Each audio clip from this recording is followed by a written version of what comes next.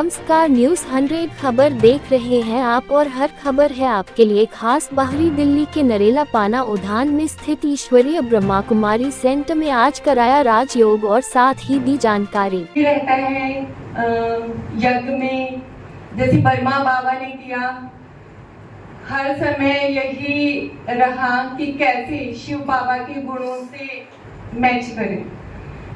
तो यही बोझा रहता है कि जब हमारे बाबा 5000 साल बाद आए हुए हैं, 5000 साल बाद आए हैं और जो भी हमें दिखता है ना, गली में भी दिखता है, हमें यही होता है, यही बोझा चढ़ता है कि जल्दी से इनको बाप का नहीं पता है, बता दें। वो कुंभकर्ण दिखता है जो देखते हैं कि वो कुंभकर्ण आत्माएं हैं। बाप तो परम धाम छोड़ के आ गए हैं, लेकिन ये सो रहे हैं। था जो आपके दिल पे जो बोझ है ना, वो लिख के लाना है।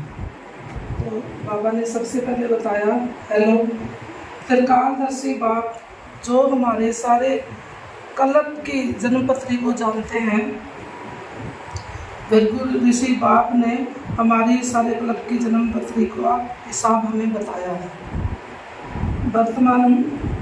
वर्तमान के आधार पर ही भविष्य है, इसलिए अपना वर्तमान ही सफल बनाना है। अपने जो आपके अंदर अवगुण है वो दूर करने हैं, अपनी अहम की भावना को ख़त्म करना है, लव और ला का बैलेंस रखना है।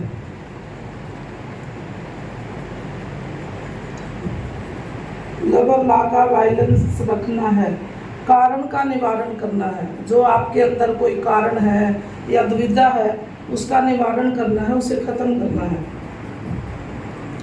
योग के माध्यम से हम कर्म योग। वैसे राज जमा में योग का अर्थ होता है जोड़, और योग का दूसरा नाम है याद। जब राजयोग वो क्रिया है जिससे हम स्वयं पर राज करना सीख जाते हैं।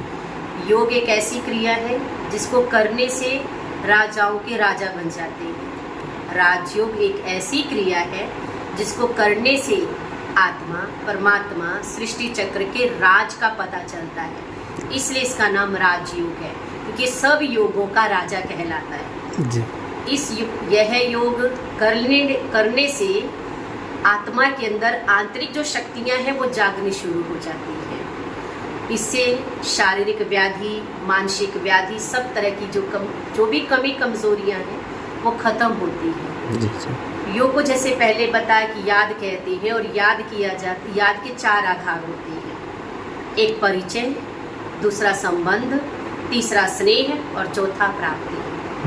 जब भी हम किसी को याद करते तो 4 बातें जरूर होती हैं। अगर हम परिचित नहीं हैं तो उसको याद करना थोड़ा मुश्किल होता है। अगर हम परिचित हो जाते हैं तो सहज से कर लेते हैं। जिससे हमारा स्नेह होता है उसको भी सहज रूप से याद किया जाता है। जिससे हमारा संबंध जुड़ जाता है उसको भी याद सहज रूप से कर लेते हैं। और जिनसे प्राप्तियां होती है वो ना चाहते हुए भी याद आता है। तो परमात्मा पिता से हमें सब तरह की प्राप्तियां हैं।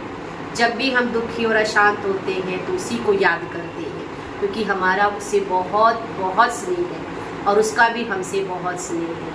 इस कारण राजयोग करने से मनुष्य आत्मा के जीवन में सहज रूप से शक्ति, सुख, शांति, प्रेम आदि समावेश हो जाता है। इसलिए राजयोग को सहज योग भी कहा जाता है। इसमें शारीरिक क्रिया करने की ज़रूरत नहीं है, आराम से कहीं पर भी कंफर्टेबल होकर बैठना है, क्योंकि ये क्रिया केवल मन और बुद्धि की क्रिया है। जी, इसमें कुछ उम्र और कुछ शर्तें नहीं है क्या? नहीं, इस राजयोग को करने के लिए ना किसी उम्र की ज़रूरत है। इसमें बच्चे, बूढ़े, जवान, क्योंकि यहाँ दादाजी भी आती है तो पोता भी आता है, तो बेटा भी आता है। यहाँ हर उम्र की मनुष्य आत्माएं आकर के ये सीखती है, और ये फ्री ऑफ कॉस्ट है।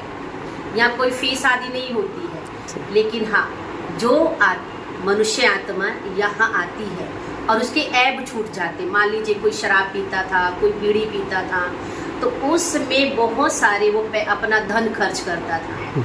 जब उसकी ये ऐब छूट जाती है ये कमी कमजोरी छूट जाती है, तो वो खुशी से वो यहाँ पर एक भंडारी सिस्टम है, भोलेनाथ की भंडारी करके है, वो खुशी से उसमें अपने स्वेच्छा से डाल के जाते हैं, जिससे ये सारा खर्च भी चलता है। ठीक है बहन जी, एक सवाल आपसे और आखिरी। बहन जी, क्या कोई जैसे कोई राजयोग करने आ रहा है और वो नॉन वेज इस्तेमाल करता है खाने में, क्या उसको स्वीकृति है ओम शांति की ओर से? कि प्रजापिता ब्रह्मा कुमारी ईश्वरीय विश्वविद्यालय की नरेला की शाखा जो है, ये एक धोबी घाट भी है, और धोबी घाट पे तो गंदे कपड़े ही आते हैं धुलने के लिए। हाँ, लेकिन माउंट आबू जब जाना होता है तो ये सब चीज़ें यूज नहीं कर सकते। यहाँ पर प्रतिदिन योग अभ्यास करके वो अपनी कमियों को छोड़ते हैं, 1 साल तक रेगुलर क्लास करते हैं और प्रतिदिन योग अभ्यास करते हैं, अमृत वेला करते हैं, अपनी दिनचर्या बिल्कुल श्रीमत प्रमाण रखते हैं, तो वो माउंट आबू जाते हैं और उनकी कमी कमजोरी छूट जाती है, तभी वो माउंट आबू जा सकते हैं, अन्यथा नहीं। जी।